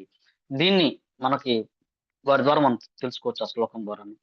తర్వాత అంబరీషుడు అన్ని లోకాలకు వెళ్ళి అదే దురాసురుని అన్ని లోకాలకు వెళ్ళి ఆ యొక్క సుదర్శన చక్రం నుంచి కాపాడటానికి ఎవరు రక్షించలేరు. తిరిగి మళ్ళా అంబరీషుడి దగ్గరికి వచ్చినప్పుడు ఆయన క్షమాపణ కోరుకున్న తర్వాత సుదర్శన చక్రం శాంతించింది. అయినప్పటికి కూడా ఆయన నాదేం లేదు, అంతా భగవంతుడే నన్ను కాపాడుతున్నాడు అని చెప్పి చాలా వినయంగా ఉన్నాడు. అందుకని మన జీవితంలో వారి నుంచి తెలుసుకోవాల్సింది ఏంటంటే మనం ఎలా అప్లై చేయాలంటే, ఏమి జరిగినా సరే శ్రీకృష్ణుడే నా ప్రాణనాథుడు. నా ప్రాణనాథుడు ఆయనే కాబట్టి ఏం జరిగినా సరే నేను శ్రీకృష్ణుడి యొక్క అది ఆయన ఇచ్చిన నేను సందేశంగా భావిస్తాను అని చెప్పేసి మనం మన జీవితంలో అలా ఉంటే ఈ సహనము, సమతుల్యత మనం పాటించడానికి మనకి అవకాశం ఉంటుంది. అప్పుడే మనం అవుతుంది, మనం అందరినీ సమాన స్థాయిలో చూడగలం. అందరినీ, శత్రువుల్ని, మిత్రువుల్ని, బంధువుల్ని. అందుకే మనకి ఉపదేశామృతం ద్వారా కానీ, చైతన్య చరితామృతం, భాగవతం నుంచి మనకి 3 స్థాయిలు చెప్తున్నారు. కనిష్టాధికారి, ఉత్తమాధికారి, మధ్యమాధికారి, ఉత్తమాధికారి. అందుకని కృష్ణ చైతన్యంలో ఎవరైతే ఉన్నారో స్టార్టింగ్ స్టేజ్ లో అతను కనిష్ట అధికారిగా ఉంటాడు. అంటే కేవలం మందిరంలో విగ్రహాలను మాత్రమే అతను చూస్తాడు. కానీ ఆ మిగతా అందరినీ సమానంగా చూడలేడు. కేవలం భగవంతునే చూస్తాడు. ఆ విగ్రహం మిగతా అందరినీ పెద్దగా పట్టించుకోడు. కానీ మధ్యమాధికారి ఏం చేస్తాడు? అక్కడ భగవంతుణ్ణి చూస్తాడు. అలాగే తన తోటి ఉన్న భక్తుల్ని సమానంగా గౌరవిస్తాడు. అలాగే బద్ధజీవులు ఎవరైతే ఈ వీటి పట్ల దూరంగా ఉన్నారో వాళ్ళ పట్ల దయను చూపిస్తాడు. భగవంతుని పట్ల ద్వేషం ఉన్న వాళ్ళని దూరంగా పెట్టేస్తాడు. కానీ ఉన్నతాధికారి అందరినీ సమానంగా చూస్తాడు. ప్రతి ఒక్కరిని భగవంతుని యొక్క బద్ధజీవులందరూ కూడా భగవద్భక్తులుగానే చూస్తారు. మనము సమానత్వం చూసుకున్నట్టయితే ప్రభుపాద వారి జీవితంలో ఎన్నో ఎన్నో ఎన్నో ఉదాహరణలు ఉన్నాయండి. ఎన్నో మనం శిల ప్రభుపాద వారు భగవంతుని మన భక్తుల యొక్క 26 లక్షణాలు చూసుకున్నట్టయితే ప్రభుపాద వారి యొక్క జీవితాన్ని మనం చూస్తున్నట్లయితే మనం ప్రత్యక్షంగా ఎన్నో విధంగా మార్చారు. ఒక ఉదాహరణ ఆయన ఒక భక్తుడు చెప్తారు. ఆయన తర్వాత గొప్ప మహారాజు లేకపోతే ఎవరు అయ్యారంట. ఆయన అప్పుడు చిన్న స్టోరీ చెప్పాడు. మాకు చాలా ఆశ్చర్యం వేసింది అనమాట. నేను విన్నాను, భక్తుల నుంచి విన్నాను. ఆయన ఒక దొంగ అంట. ఆయన దొంగ అయితే ఒకసారి ఒక జైల్లోనో ఎక్కడో ప్రభుపాద వారి యొక్క ఆర్టికల్ చదివాడంట. ప్రభుపాద వారు ఆయన ఆర్టికల్ చదవటం కానీ దానికి ఆకర్షించింది ఏంటంటే ఆయన చేతికి ఉన్న వాచి చూశారంట. ప్రభుపాద వారి చేతికి. ఆ తర్వాత ఉంగరం చూశారంట. చాలా హైలీ కాస్ట్లీ ఐటమ్స్ అంటారు రెండు కూడాను. అతనికి దాని వాల్యూ తెలుసు. అయితే ఎలాగైనా ఈ వ్యక్తి దగ్గరికి వెళ్ళి నేను అది దొంగతనం చేశానంటే నేను చాలా జాగ్రత్తగా నా జీవితాన్ని హాయిగా గడపచ్చు అని చెప్పేసి వెతుక్కుంటూ ప్రభుపాద వారు ఉన్న ప్రాంతానికి మందిరం ఆయన జైలు నుంచి వచ్చిన తర్వాత మందిరంకి వెళ్ళారంట. వెళ్ళిన తర్వాత ప్రభుపాదుల వారు ఎప్పుడు వస్తారంటే ఆయన యాత్రలో ఉన్నారు, మళ్ళీ వస్తారని చెప్పినప్పుడు మరి ఆయన అక్కడే ఉండి ఎలాగైనా ప్రభుపాదుని కలవాలి, వాటిని నేను చూసుకోవాలనే ఉద్దేశంతో ఉన్నాడంట. ఆ యొక్క మందిరంలో భక్తులందరూ కూడా డబ్బుకు చాలా ఇబ్బంది పడుతున్నారంట సేవకి. అప్పుడు వీళ్ళు వెళ్ళి బయటికి వెళ్ళి చక్కగా పర్సులు దొంగతనం తీసుకొచ్చి డబ్బులు ఇచ్చేవాళ్ళంట. వీళ్ళు ఏమనుకున్నారంటే పుస్తకాలు తీసుకెళ్తున్నారు, వితరణ చేస్తున్నారు, మరి ఇస్తున్నారని చెప్పేసి అనుకున్నారంట. తర్వాత ఒకరోజు ప్రభుపాదుల వారు వచ్చారు. వచ్చిన తర్వాత ఆ మందిర అధ్యక్షుడు అందరినీ పరిచయం చేస్తున్నాడంట. పరిచయం చేస్తున్నప్పుడు ఆ ఇతను చాలా గొప్ప భక్తుడు అండి, పుస్తక వితరణ చేస్తూ చక్కగా అన్ని మనందరికి కావాల్సిన ఇక్కడ సేవలన్నీ ఇస్తున్నాడు అని చెప్పాడంట. ప్రభుపాద వారికి తెలుసు, ఆయన చూపుతోనే చూసేస్తాడు అందరూ వీళ్ళు ఏ స్థాయిలో ఉన్నారు, వీళ్ళ మా స్థితి ఉంది. ఎందుకంటే ఆయన భగవంతుని యొక్క సేనాపతి భక్తుడు కాబట్టి ప్రతి ఒక్కరి గురించి ఆయన తెలుసు అన్నమాట. అయితే ఎప్పుడైతే ఆ వ్యక్తి ఆయన చూపంతా దీని మీదే ఉందంట, ఒక్కసారి తన దగ్గరికి వచ్చిన తర్వాత ఒకే ఒక్క పదం అన్నారంటండి. ఆ పదమే వారి జీవితాన్ని మార్చేసింది. ఏమిటంటే హౌ ఆర్ యు, ఎలా ఉన్నావు అని ఒకే ఒక్క పదం సెంటెన్స్ వాడారంట. అంతే అంటండి. ఆ పదం ఎప్పుడైతే వాడారో ఆ యొక్క వ్యక్తికి, ఆ భక్తుడికి, నూతన భక్తుడికి తను కోల్పోయిన ఎన్నో జన్మల నుంచి కోల్పోయిన తన తండ్రి దగ్గరని చేరుకున్నంత ఆనందం కలిగిందంట. అంత ఆప్యాయత పిలిచాడంట. ఆ పిలుపు తన హృదయాన్ని కదిలించేసేసిందంట. ఆ తర్వాత తన జీవితాన్ని ప్రభుపాదుల వారికి అంకితం చేశాడంట ఆయన. ఆ ఒక్క పిలిపే. అందుకని ఎవరైతే వాళ్ళ నుంచి మనం నేర్చుకోవచ్చు. పూర్తి ఉన్నత అధికారులు స్థాయిలో ఉన్నారు వాళ్ళందరూ కూడాను అందరి పట్ల సమభావం చూపిస్తాడు. ఆయన దొంగని తెలుసు శివప్రపాదుల వారికి. కానీ అతన్ని చూసాడన్నమాట. చూసేసేసి తర్వాత ఒకసారి ఆహ్, జగన్నాథుడిని ఫస్ట్ టైమ్ జగన్నాథుడు వచ్చినప్పుడు ఆహ్, జగన్నాథుడి విగ్రహాలను చెక్కమని చెప్పి శ్యామ్ సుందర్ ప్రభువుకి ఇచ్చారంట. అప్పుడు ఆయన వచ్చారు కానీ ఇంకా భగవద్భక్తిలో పూర్తిగా రాలేదు. స్టార్టింగ్ స్టేజ్‌లో ఉన్నారు. వాళ్ళందరూ విదేశాల్లో వాళ్ళందరూ పూర్తి దాంట్లో ఉన్నారు కాబట్టి కొద్దిగా టైం పట్టిందన్నమాట. అయితే జగన్నాథుడిని చెక్కే సేవ ఇస్తున్నాడంట. సేవ ఇస్తుంటే జగన్నాథుడిని చెక్కుతుంటే చెక్కుతూ ఆయన స్మోక్ చేస్తున్నాడంట. స్మోక్ చేస్తూ ఆ స్మోక్ చేసి ఆ జగన్నాథుడి తల మీద పెడుతున్నాడంట. ఒక నిమిషం చెక్కి మళ్ళీ అట్లా పెట్టి దాని మీద తలకాయ మీద పెట్టి చెక్కుతున్నాడంట. చెక్కుతున్నప్పుడు ఆ సమయంలో శిల ప్రభుపాదులు గారు అక్కడికొచ్చారంట. వచ్చినప్పుడు జనరల్‌గా ఆ స్థితి ఏదైతే జగన్నాథుడి మీద అలా పెట్టినప్పుడు చూస్తే చాలా కోపం రావాలన్నమాట. చాలా తీవ్రమైన కోపం రావాల్సొస్తే ఆయన చాలా జాలి చూపించాడంట. "శ్యామ్ సుందర్, నువ్వు ఎంత చక్కగా చెక్కుతున్నావు. కానీ ఈ యొక్క చిన్న అలవాటు లేకపోతే నీకు ఎంత బాగుండేది శ్యామ్ సుందర్. భగవంతుని యొక్క దివ్యమైన సౌందర్యాన్ని చెక్కుతూ ఈ స్మోక్ చేస్తున్నావే" అని చెప్పి చాలా సున్నితంగా, చాలా జాగ్రత్తగా చెప్పాడంట. ఎప్పుడైతే ప్రభుపాద వారు చెప్పిన ఆ మాటకి శ్యామ్ సుందరు ఇంకంతే. ఆ సిగరెట్ పీక పడేశారంట. తన జీవితంలో ఇక ఆ యొక్క వాటి జోలికి వెళ్ళలేదు. తర్వాత పూర్తిగా కృష్ణ చైతన్యంలోకి మారిపోయాడంట. అంటే ఆ చెప్పే విధానం. మనకి కృష్ణ చైతన్యంలో గనక మన ప్రభుపాదుల వారి విషయాలు మనం పాటిస్తూ మన జీవితంలో అప్లై చేసినట్టయితే ముఖ్యంగా మన యొక్క ప్రవర్తన ద్వారా చాలా మందిని మార్చొచ్చు. చాలా మందిని మార్చొచ్చు. అందుకని మనకి ఈ యొక్క ముఖ్యమైన శ్లోకము "తృణాదపి సునీచేన తరోరపి సహిష్ణునా అమానినా మానదేన కీర్తనీయ సదా హరిః." దీన్ని మనం గమనించుకుంటే మన జీవితంలో సహనం పాటించినట్లయితే మన జీవితంలో మన అనుభవాలను మనం చూసుకొని ఎదురు వ్యక్తి కూడా మారే అవకాశం ఉంటుంది. మనం ఈ ఉదాహరణ ద్వారా తెలుసుకోవచ్చు. తర్వాత శ్రీల హరిదాస్ ఠాకూర్ జీవితం కూడా మనం చూసుకున్నట్టయితే ఆయన సమతుల్యత ఎలా పాటించారు? సహనాన్ని ఎలా పాటించారు?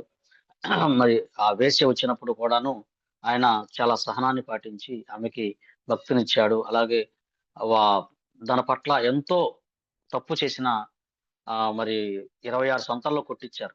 కొట్టించినప్పటికీ హరినామాన్ని వదిలిపెట్టలేదు.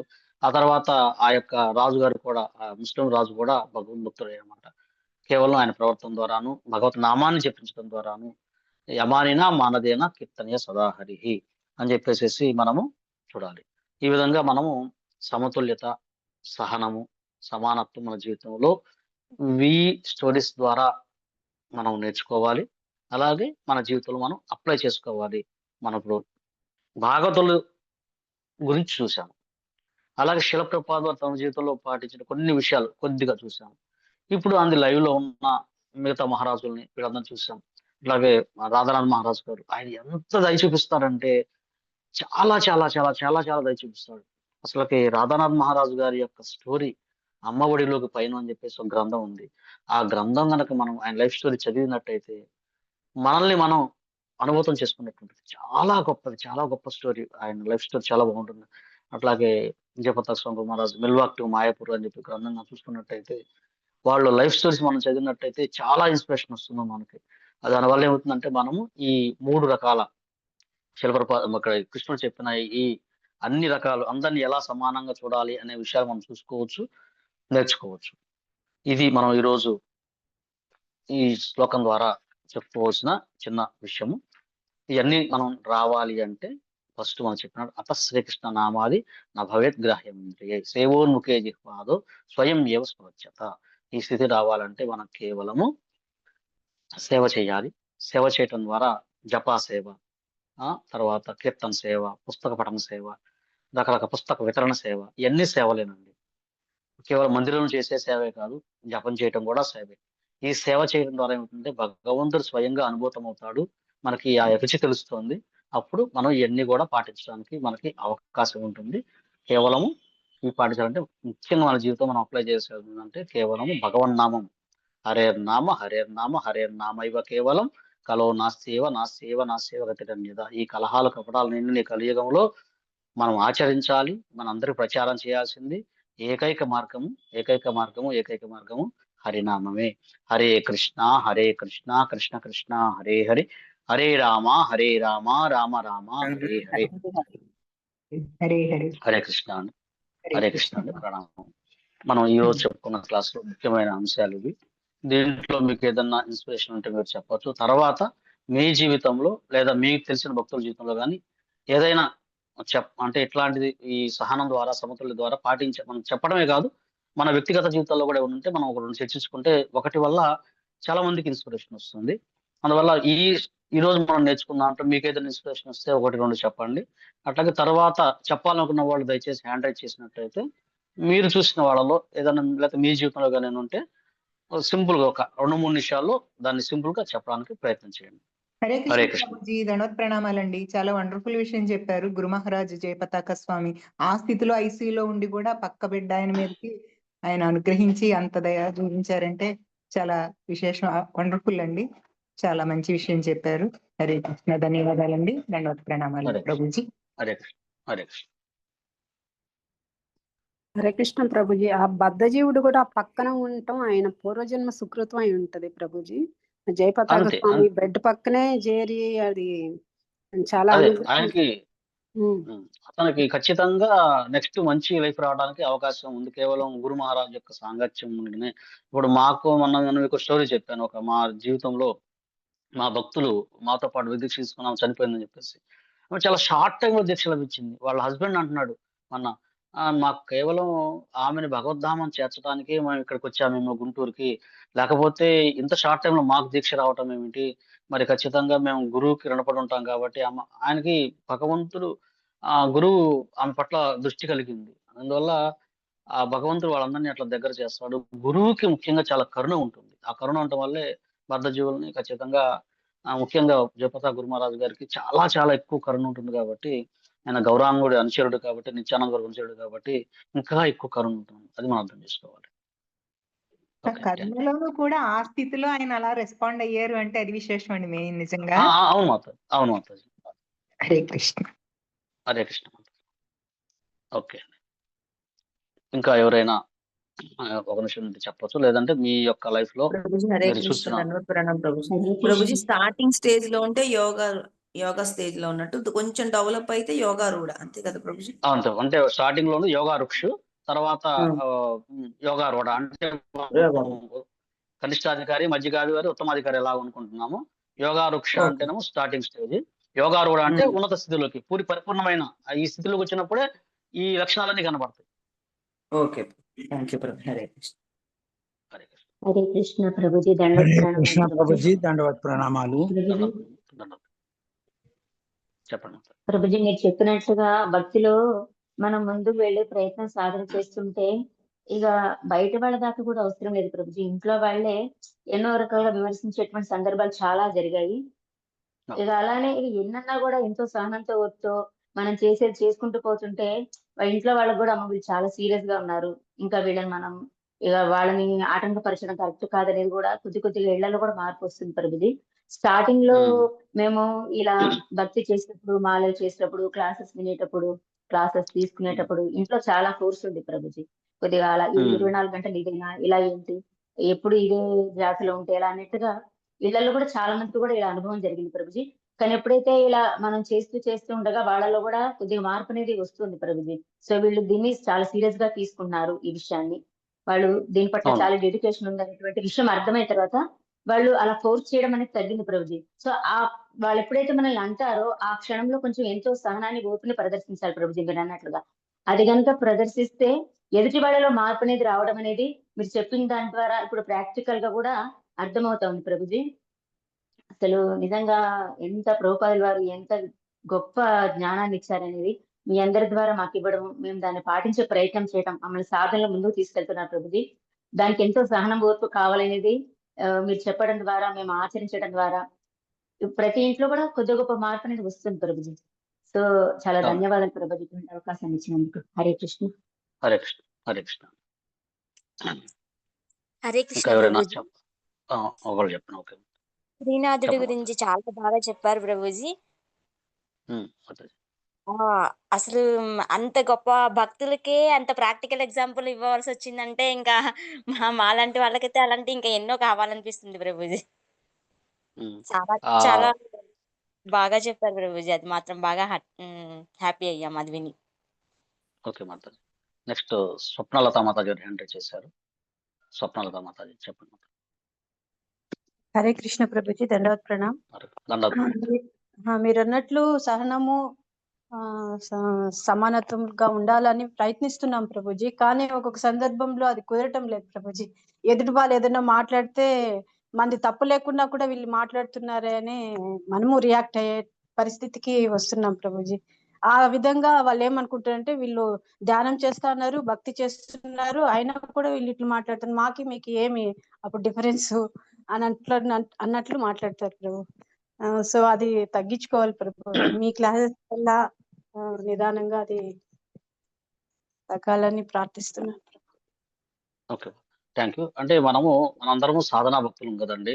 సాధన స్థితిలో ఉన్నప్పుడు అందరూ మనం చేస్తున్నంత మాత్రాన అంత ఉన్నత స్థాయిలో ఉన్నట్టేం కాదు. మనం అందరం సాధన స్థితిలో ఉన్నవాళ్ళు అందరూ కూడాను. ఆ ఏమైందంటే ప్రేమ భక్తి దాకా వెళ్ళేదాకా అందరూ సాధన చేసేవాళ్ళేనండి. కాకపోతే సహనం అనేది కొద్దిగా ఉండటం ముఖ్యం. ముఖ్యంగా నేను ఒక చిన్న స్టోరీ చెప్తాను. ఒక 5 మినిట్స్. మాకు లైవ్ లో మాతాజీ గారు స్వయంగా ఆమె జీవితం నుంచి మనలాంటి భక్తురాలే ఆమె. ఆమె భక్తురాలు కూడా కాదని చెప్పాలంటే ఆమె స్వయంగా చెప్పింది. వారి వయసు 70 సంవత్సరాలు. 70 సంవత్సరాలు అయితే వారికి 2 పిల్లలు అంటండి. అంటే మాకు ఇప్పుడు ఆమె భక్తి వైభవ్ చదువుతుంది. భక్తి వైభవ్ క్లాస్ లో మేమందరం క్లాస్మేట్స్. నా వయసు 40 ఇయర్స్ అయితే ఆమె వయసు 75 సంవత్సరాలు. అట్లాంటి వాళ్ళందరం కలిసి మేము భక్తి వైభవ్లో బుక్ రీడింగ్ చేస్తుంటాం ప్రతిరోజు. ఆ ఆమె ఒక రోజు ఇట్లా నేను చెప్పినప్పుడు నేనేం చేస్తానంటే నేను ఒక్కనే మాట్లాడతాను కాకుండా అందరి చేత మాట్లాడిస్తుంటాను. ఆమె కృష్ణ చైతన్యలోకి మీరు ఎలా వచ్చారండి అని చెప్పేసి నేను అడుగుతుంటాను అనమాట. అడుగుతున్నప్పుడు నేను నెక్స్ట్ క్లాస్లో ఇక్కడున్న 55 మంది ఉన్నారు. ఒక్కొక్కళ్ళు ఒక 2 మినిట్స్ 3 మినిట్స్ కృష్ణ చైతన్యం ఎలా వచ్చారో కూడా నేను అడుగుతాను నెక్స్ట్ క్లాస్లో. ఆమె గురించి చెప్పినప్పుడు అడిగిన ప్రశ్నకి ఆమె ఎంతో గొప్ప ఇన్స్పిరేషన్ స్టోరీ చెప్పింది. నేను ఇప్పటికి ఎన్నోసార్లు చెప్పాను ఆమె పర్మిషన్ తోటి. ఆమెను అడిగి మాతాజీ అట్లా చెప్తున్నాను మాతాజీ అని చెప్పేసి. అయ్యో అంత స్టోరీ నాదేం కాదు అని చెప్తూ ఆమె చెప్తుంటది. కానీ చాలా ఇన్స్పిరేషన్ వచ్చింది. అది ఎందుకు చెప్తున్నానంటే ఆ చిన్న స్టోరీ వల్ల మీకు ఎంతో మందికి కొద్ది మందికి ప్రేరణ వచ్చినా చాలు అనమాట. ఆమె మాతాజీ మీరు ఎలా వచ్చారు కృష్ణ చైతన్యంలోకి అని చెప్పాను. చెప్తే ప్రభు నాది చాలా గొప్ప ఎన్నో ఇబ్బందులకు ఉన్నాను మాతాజీ. ఆమెకి 2 పిల్లలు. ఇద్దరు చాలా హై లెవెల్ చదువుకున్నారు అనమాట. ఒక అబ్బాయి శాస్త్రవేత్త, ఒక అబ్బాయి సాఫ్ట్వేర్ ఎంప్లాయీ మొత్తానికి. ఆ శాస్త్రవేత్త జపాన్ లో జాబ్ చేస్తుంటాడంట. చేస్తున్నప్పుడు అతని ఇంకా తల్లిదండ్రులకి ఏంటంటే మ్యారేజ్ చేయాలని కోరిక తప్పితే వేరేది ఉండదు. మ్యారేజ్ చేయాలని చూసుకోమంటే నేను తర్వాత చేసుకుంటా ఇది పోస్ట్ పోన్ చేస్తూ ఉన్నాడంట.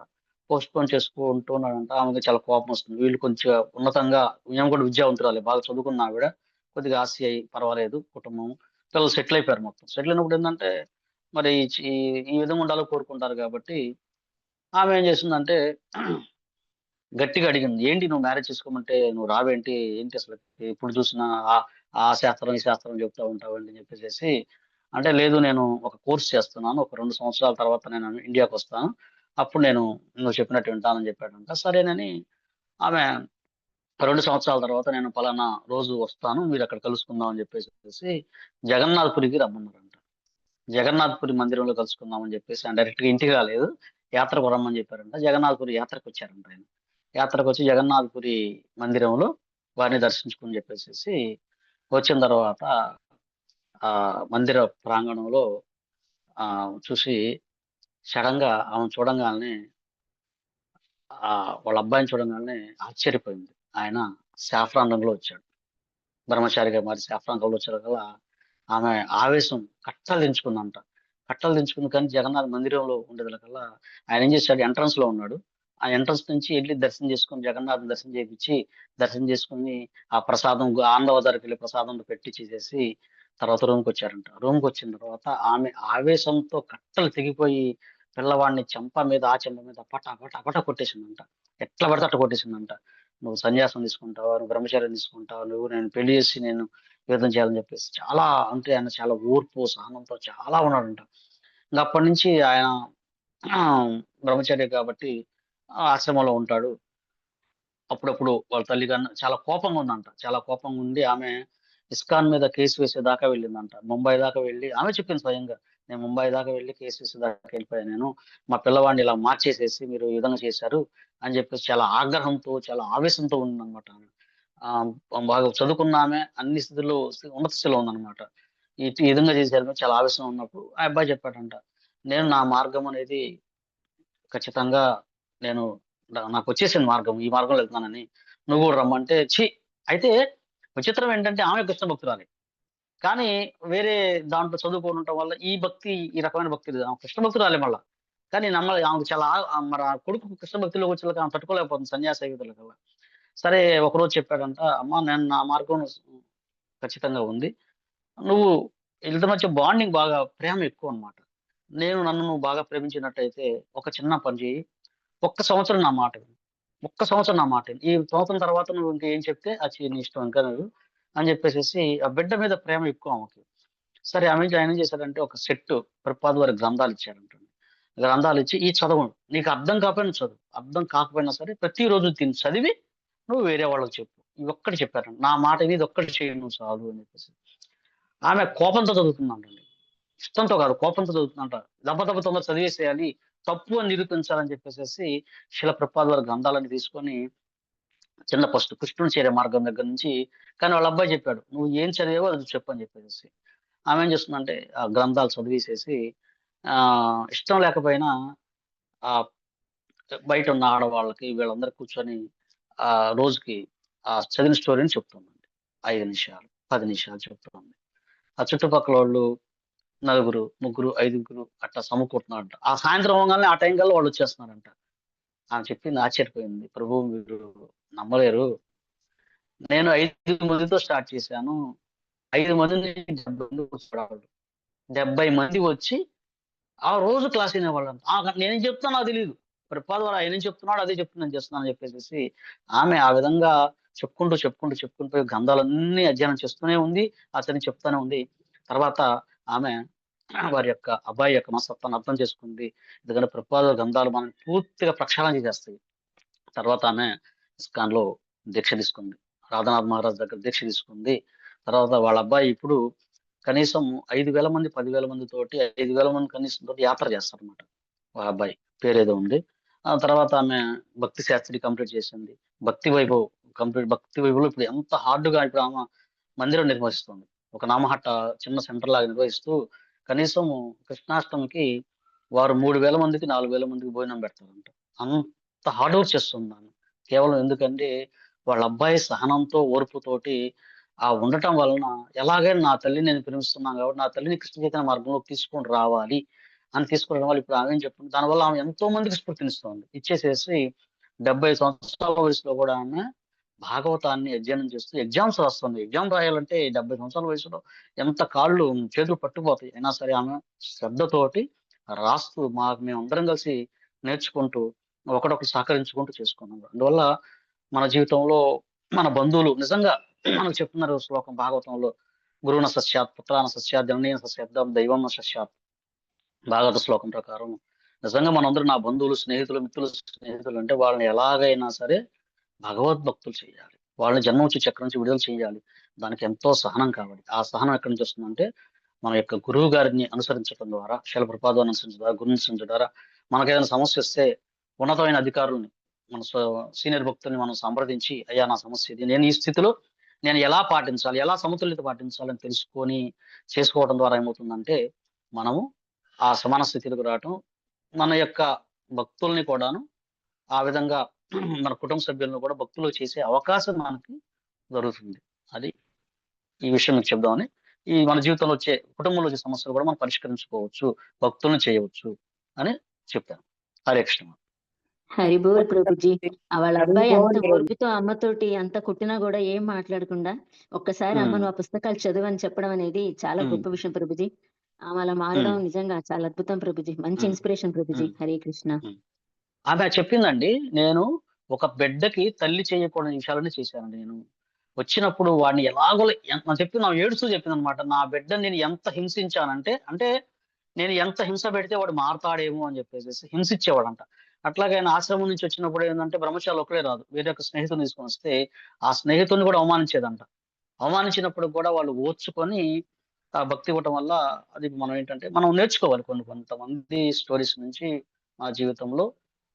ఎంత అవమానినా మానదేనా ఏం జరిగినప్పటికీ కూడా వాళ్ళకి మనం భగవత్ ప్రేమను అందించాలంటే మనం స్ట్రాంగ్ గా ఉండాలి. అందుకని ముఖ్యంగా గుర్తుంచుకోండి, మనం కృష్ణ ప్రసాదమే తీసుకోవాలండి. కృష్ణ ప్రసాదం తీసుకుంటే మనం స్ట్రాంగ్ గా ఉంటాం. కృష్ణనామం చెప్పడం వల్ల మనం స్ట్రాంగ్ గా ఉంటాము. తద్వారా వేరే వాళ్ళకి ముందు మనం ఆచరించకుండా చెప్పకూడదు, మనం ఆచరించి మనము ఆ విధంగా చేయాలంటే మనం భగవత్ ప్రసాదం తీసుకోవాలి, భగవద్భక్తుల సాంగత్యంలో ఉండాలి, భగవత్ నామాన్ని జపించాలి. మనం ముఖ్యంగా శ్రీల ప్రభుపాదుల వారి గ్రంథాన్ని ఈ నిత్యము అధ్యయనం చేయాలి. ఈ 4 విషయాల్లో తీసుకైతే మనం ఈ ఇక్కడ చెప్పిన సమతుల్యత, సహనము, సంతృప్తి అన్ని కూడా లభిస్తాయి. మనం వేరే వాళ్ళు కూడా ఇవ్వగలం. హరే కృష్ణ. హరి బోల్ ప్రభు, హరి బోల్. చాలా ఇన్స్పిరేషన్ గా ఉంది ప్రభు మీరు చెప్పినవన్నీ కూడా. ఈ విధంగా మనం భక్తిలో ముందుకు వెళ్ళాలి అన్న భావం కలుగుతుంది ప్రభు. ధన్యవాదాలు ప్రభు. హరే కృష్ణ. ఓకే, హరే కృష్ణ అండి. ఇప్పటికే సమయం గంట సమయించింది. మీరు అందరూ మీ సమయాలు ఎంతో బిజీగా సమయాలు ఉన్నప్పుడు కూడా ఈ కృష్ణ వినడానికి ప్రయత్నం చేస్తున్నారు. మాకు చాలా ఇన్స్పిరేషన్ గా ఉంది. మీరు చక్కగా వచ్చి ఉంటాం. మీకు అందరికీ చాలా చాలా ధన్యవాదాలండి. తిరిగి మనం రేపు క్లాస్ లో కలుసుకున్నాం. హరే కృష్ణ. హరే కృష్ణ ప్రభుజీ. హరే కృష్ణ ప్రభుజీ. ధన్యవాదాలు ప్రభుజీ. హరే కృష్ణ. హరే కృష్ణ ప్రభుజీ. చాలా మంచి మంచి విషయాలు విన్నాం ప్రభుజీ ఈ రోజు. Okay, thank you. వాంఛాకల్పతరుభ్యశ్చ కృపా సింధుభ్యేవచ పతితానాం శతకోటి వైష్ణవ భక్తవృంద కీ జై. నామాచార్య హరిదాస్ ఠాకూర్ కీ జై. శ్రీల ప్రభుపాద కీ జై. గురుదేవ్ కీ జై. నితాయ గౌర ప్రేమానందే. హరి హరే కృష్ణ ప్రభుజీ. ఓకే మాత్రం. హరి హరి బోల్ అంటే కూడా హరే కృష్ణ చెప్పినట్లే.